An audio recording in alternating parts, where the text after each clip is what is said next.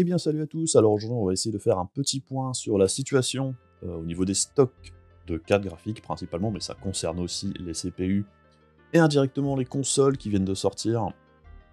Et on va voir un petit peu comment on en est arrivé là et qu'est-ce qu'on peut espérer dans les semaines à venir, que ce soit pour le lancement des cartes custom chez AMD et pour tout le reste. Allez, c'est parti.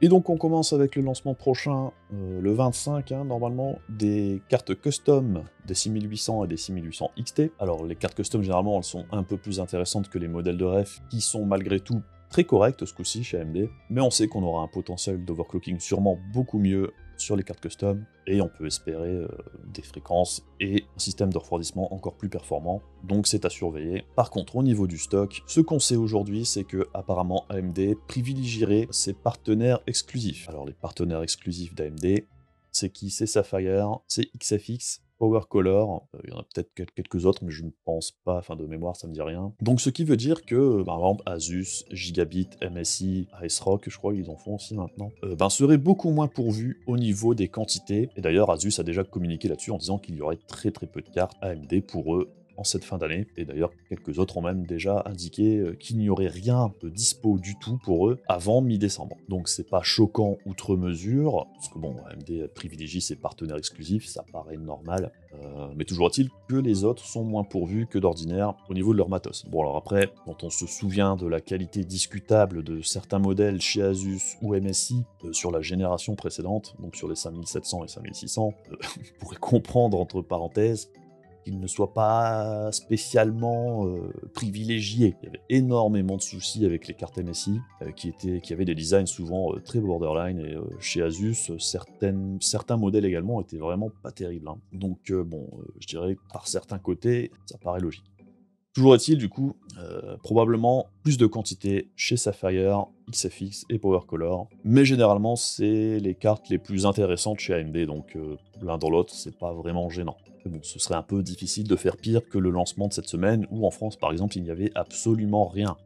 Aux États-Unis, apparemment, c'était pire que le lancement des 3080, qui était déjà très limite. Et dans le reste du monde, apparemment, c'était la grosse galère aussi. Mais je pense qu'en Europe, on a été particulièrement snobé, hein, je sais pas. Que ce soit en Allemagne, en France, il n'y a que l'Angleterre qui a eu un petit peu, mais dans tous les autres pays, c'était quasiment zéro. Donc on espère vraiment un lancement avec plus de quantité pour le 25, parce que bon, c'est vraiment dommage, les cartes sont bonnes, il y a de la demande, mais il n'y a pas de cartes. Pour autant, la situation, c'est un peu pareil partout, que ce soit au niveau des consoles, que ce soit au niveau des cartes Nvidia, des cartes AMD, des processeurs AMD, il n'y a rien. Tout simplement, enfin tout se vend. Alors après, il y a plusieurs raisons à ça. Par exemple, pour AMD, on sait que ce soit au niveau de leurs processeurs, de nouvelle et d'ancienne génération, hein. Donc ça comprend les CPU Ryzen 3000, les CPU Ryzen 5000, les APU en 4000. On a aussi les APU pour les consoles, et on sait que c'est par millions, hein. Et là, en plus, on vient rajouter les derniers Radeon. Tout ça, c'est fabriqué sur le 7 nanomètres de TSMC. Alors on sait que AMD est un partenaire très privilégié de TSMC, depuis des années, hein, ils s'entendent vraiment très bien, et TSMC leur garde une place assez énorme. Et AMD, dès qu'il y a de la place qui se libère, ils le rachètent. Malgré tout, tout se vend, donc je pense qu'AMD n'arrive pas à répondre à la demande. Chez Nvidia, la situation est un peu différente. Eux, ils sont chez Samsung pour leur carte Ampère, le 8 nanomètres Samsung. Faut pas oublier que ce sont les cartes les plus compliquées, enfin c'est le matos le plus compliqué que Samsung n'ait jamais eu à produire dans leur fab. Et ça peut peut-être expliquer des rendements peut-être pas terribles. C'est peut-être aussi pour ça qu'on ne retrouve pas énormément de GPU sur le marché. Et donc en plus de cette demande forte au niveau des chaînes de fabrication, il y a aussi peut-être avec le Covid, directement et indirectement, des effets sur la production. Alors directement, c'est peut-être au niveau des approvisionnements en matières premières, et indirectement, c'est parce que ça crée énormément de demandes au niveau du matériel informatique, et il y avait déjà un certain engouement au niveau des PC gaming depuis quelques années, qui s'accentue actuellement, parce que les gens sont plus souvent chez eux, du coup, ils ont besoin de passe-temps pour s'occuper, et de plus en plus de gens se montent des PC de gaming où le mettent à jour, puisque du coup ils y retrouvent un intérêt, et ça tombe au moment où il y a des problèmes d'approvisionnement et une énorme demande. Pour les consoles c'est pareil, les gens passent plus de temps chez eux, du coup une plus grosse demande pour du matos, pour jouer, tout ça, ça crée une situation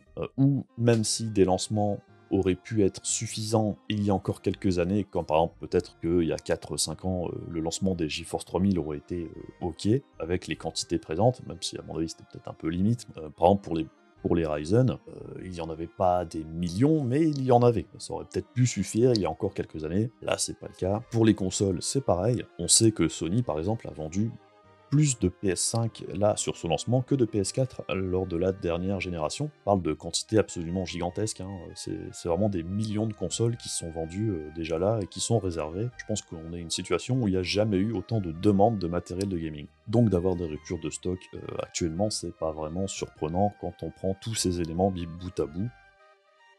On comprend pourquoi ça arrive maintenant, aussi gênant cela puisse-t-il être. On peut pas faire grand chose à part attendre.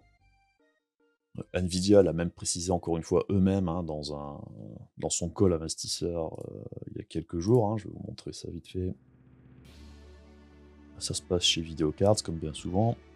Donc la chef au niveau financier chez Nvidia dit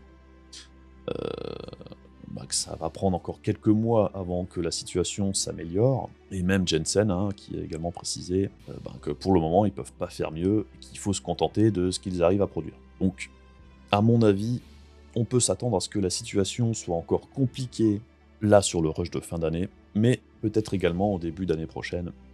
À mon avis, Nvidia a déjà précisé que ça pourrait être aussi long que le premier trimestre 2021, avant que la situation revienne à la normale. Alors on se doute bien que petit à petit, au plus les early adopters, donc les premiers acheteurs achètent, ça laisse de la place pour les suivants, et au niveau des cartes haut de gamme, il y a un moment où les gens qui veulent mettre un prix conséquent dans leur carte graphique diminuent petit à petit, ce qui crée plus d'ouverture pour les autres derrière, mais ça prend du temps, parce qu'il y a encore une fois énormément de demandes. Et à côté de ça, on sait que Nvidia comme AMD prépare encore des lancements d'autres modèles au mois de janvier, que ce soit les 3060 Ti, 3060, 3050 Ti, tout ça, ça arrive en début d'année.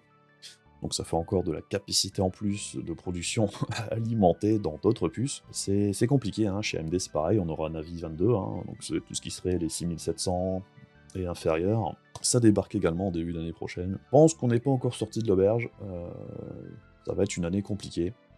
Alors après, est-ce que ça va décaler la sortie des prochaines générations? J'en sais rien. Toujours est-il que celle-ci est quand même fortement impactée par un début de génération quand même hyper compliqué. Et on le voit, encore hier, j'ai réussi à choper une carte d'ailleurs, sur du commerce.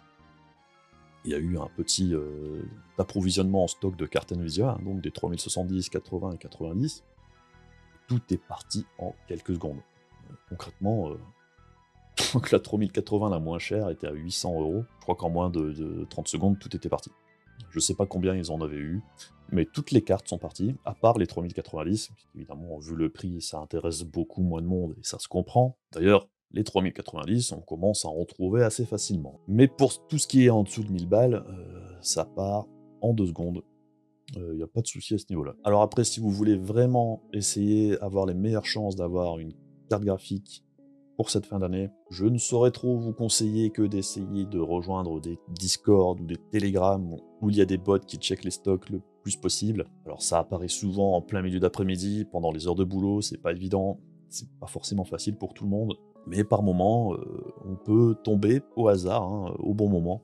C'est toujours mieux que de ne pas avoir l'info. Hier, par exemple, Rue du Commerce l'avait annoncé sur leur Twitter, faut garder un œil.